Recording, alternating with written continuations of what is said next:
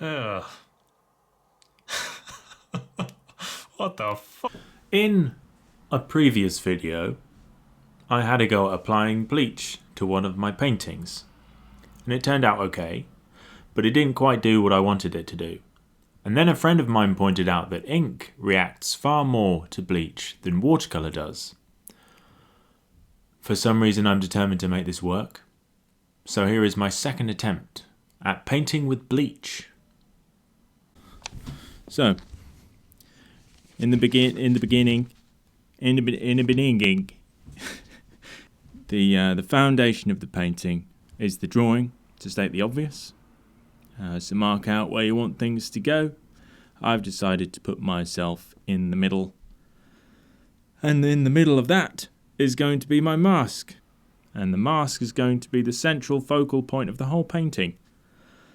Because if there's anything people haven't had enough of these days, it's masks. Because I'm tuned in. I know what the people want. And the reason why I've pointed out the importance of the drawing is because eventually I'm going to be throwing thick layers of watercolour paint on top of it. And then washes of ink. And then bleach. So at the core of all of that, I want there to be a well-structured and reliable bit of draftsmanship to stand up to all of that and to shine through it. That's the idea anyway. One thing I've always been able to do is make very accurate and meticulous types of paintings. It's just in my nature to just keep working on something until it ends up that way. Which is a blessing and a curse, really, because I'd love to be more expressive. Which is why here I'm doing something that's familiar for me with the drawing, and then I'm throwing all of these things on top of that to see where that takes me. To try and shake myself out of it. Because I can't keep doing the same thing over and over again. I'm just going to go crazy, so. And maybe I'll end up ruining a painting or two by trying these things. But at least I'll learn something, you know? I found a great quote of T.S. Eliot that says, "Only those who will risk going too far can possibly find out how far one can go." That's deep. It's true though, isn't it? Like, I don't know much about T.S. Eliot. He could have said that in a pie eating competition for all I know. But they're good words to go by. So, seeing as I've never used inks before, I don't quite know how they're going to react to things. I'm a little bit intimidated. I needed to get myself a test subject. So, I drew myself a nice picture of Jeff Goldblum. And we're going to run all of our ideas and experiments by our good friend Jeff. He seems like an open-minded guy. I'm sure he doesn't mind. He just seems relentlessly enthusiastic, doesn't he? Today we're going to be conducting experiments on me. Oh yes.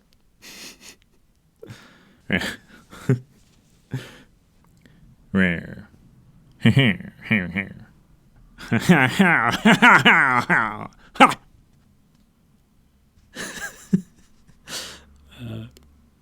So the main thing I was trying to do was figure out how much of the watercolour paint comes through when you cover it in ink, and then what happens when you put bleach on top of it.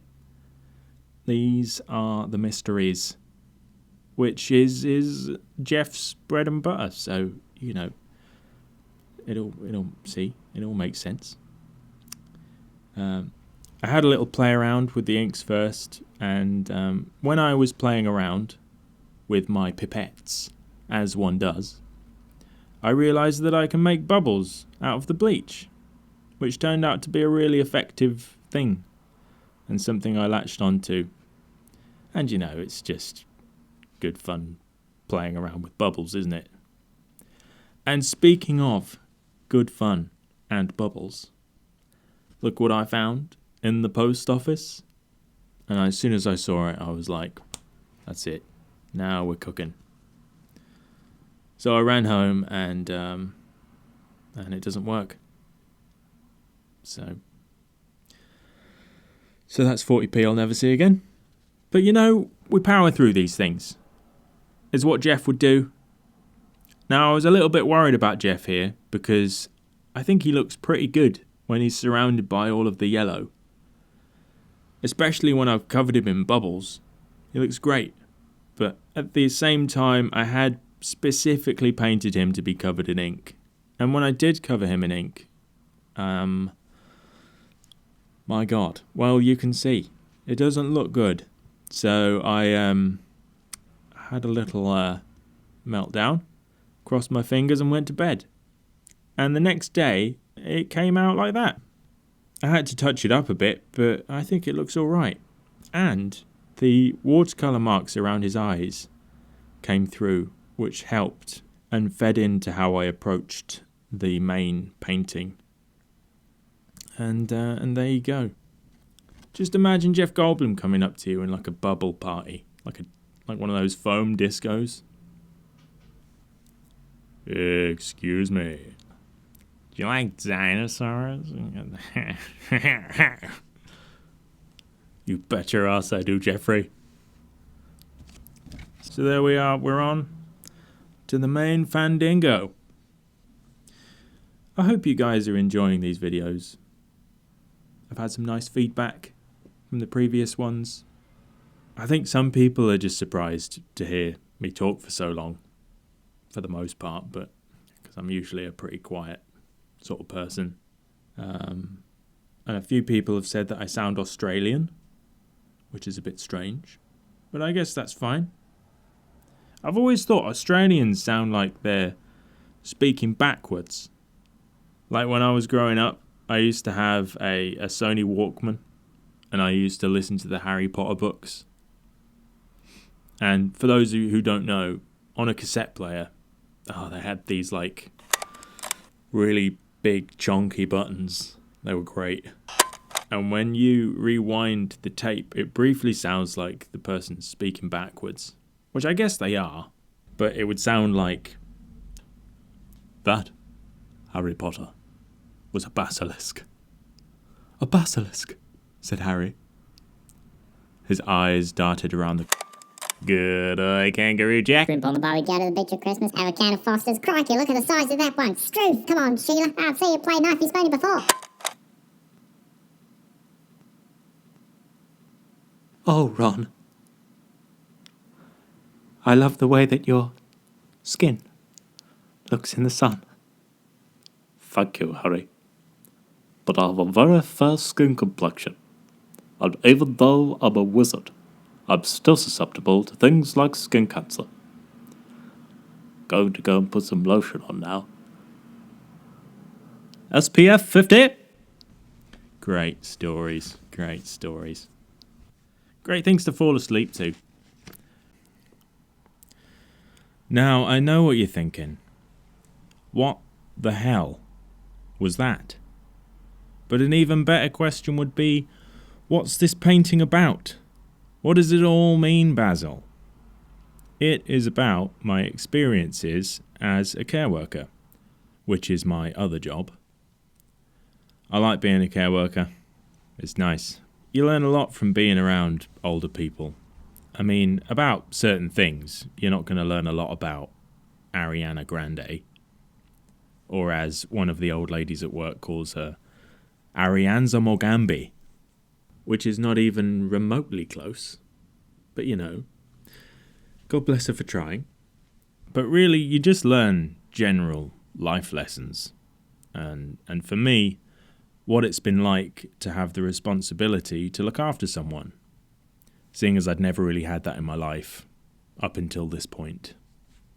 And as for what the painting's about specifically, among other things, it is about the sense of irony that comes from being a care worker, looking after someone, whilst at the same time feeling completely bewildered and overwhelmed. Which I know isn't that much of an unusual thing if you've got kids or if your cat is sick or something. But if it's your job, it just feels a little bit awkward to me. I don't know, maybe it's a little bit of imposter syndrome or something, like why am I telling this 90-year-old lady what to do? And one of the reasons for focusing on the mask is because it ended up being a really effective way of hiding what you're thinking and what you're feeling. It's got all of these connotations of medical knowledge and training whilst covering up the gormless expression on my face. And people just assume you know what you're doing. Like, it's okay, guys. A professional is here. And it just feels like a load of smoke and mirrors to me when I'm wearing it anyway. So that's mostly what this is about.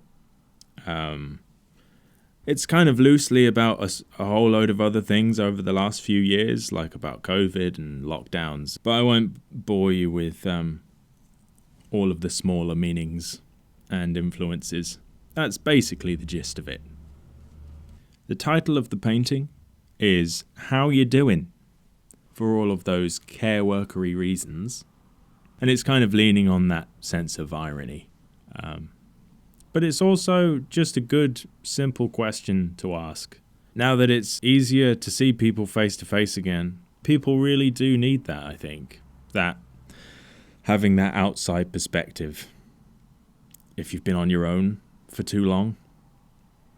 Like, I don't know about you guys, but previously, if I've been struggling with something over time and keeping it to myself, which is something that I tend to do, eventually I'll end up face to face with a good friend, usually in a pub, and without realizing or knowing, I'll just end up venting and having a good old moan. And then I'll get embarrassed because I don't want to throw all of my problems at somebody. But if it's a good friend, they'll sit with it and they'll listen. And they'll even coax it out of you. And you really can't put a price on that. It's something, well, you can. You can put a price on that. It's called therapy. But there's always something to get off your chest.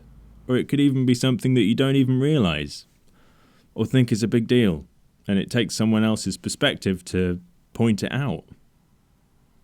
Like if you meet up with a friend after a while and it's like, hey, how are you doing? Oh, like, not too bad. Like, work's been okay. And, it's a funny story. This morning, I was listening to some music and drinking coffee. And I started crying listening to the Lion King soundtrack. And then, I spilled my coffee because I was crying so much. Well, you know how it is. No, man. Well, that's kind of an extreme example, but... Or maybe it's not. The Lion King soundtrack's beautiful. Man, I'm really rambling now. The ink washes were a lot less stressful this time round. There was a lot less panicking involved.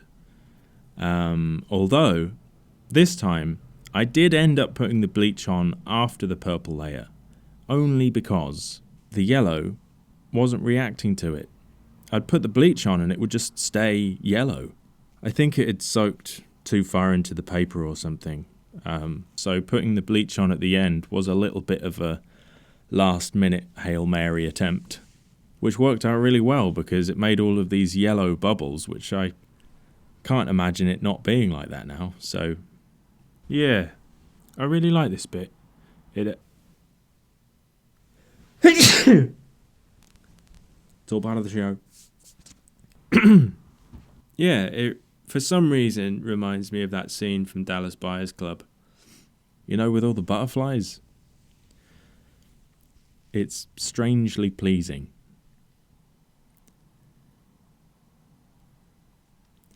When it came round to painting the mask, I just wanted it to look as real as possible, which is the kind of thing I'm comfortable with, like I sort of said before.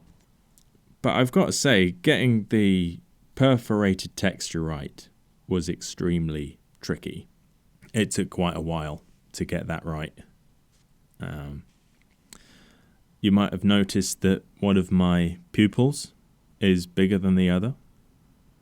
That's not a mistake. My eyes are a little bit wonky. I would love to tell you a really cool origin story, but the reality is that I willingly shone a laser pen in my eye. I was only young, at the tender age of 17. No, I wasn't 17. I was probably about 15, though, which is still an embarrassing age to be doing something like that. And I just wanted to see what was in the black parts of my eyes. And there's not a lot. Not in the left one, anyway. So there you go. There's a medical tip for you. I've saved you the trouble and the potential blindness. So there. Who says I'm not a medical professional?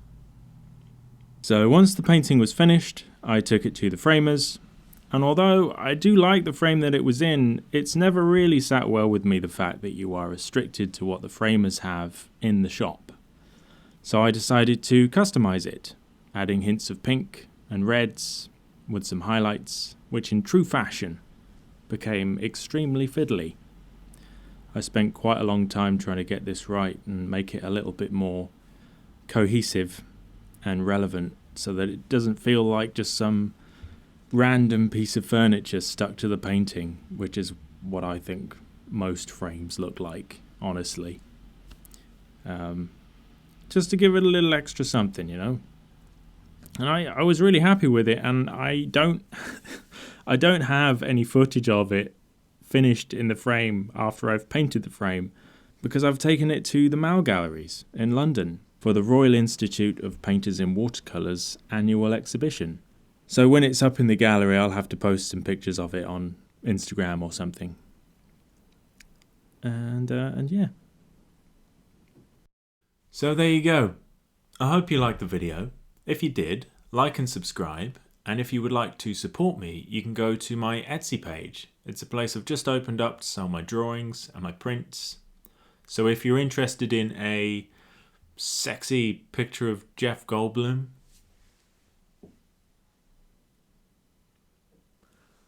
or Tim Curry, or Joni Mitchell, then check it out. I'm always going to be adding to it, so who knows what will be there in the future. Okay, see you next time.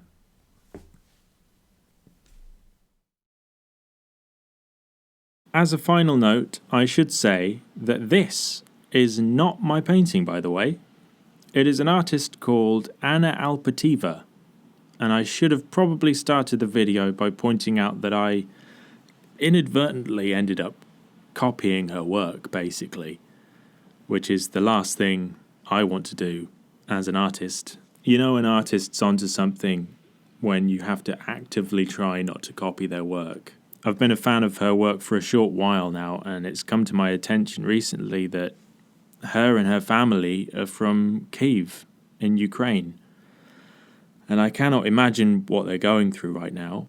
And although there's not a long list of things that you can do, what you can do, at least, is go over to her Instagram page and give her a follow. Send her some love.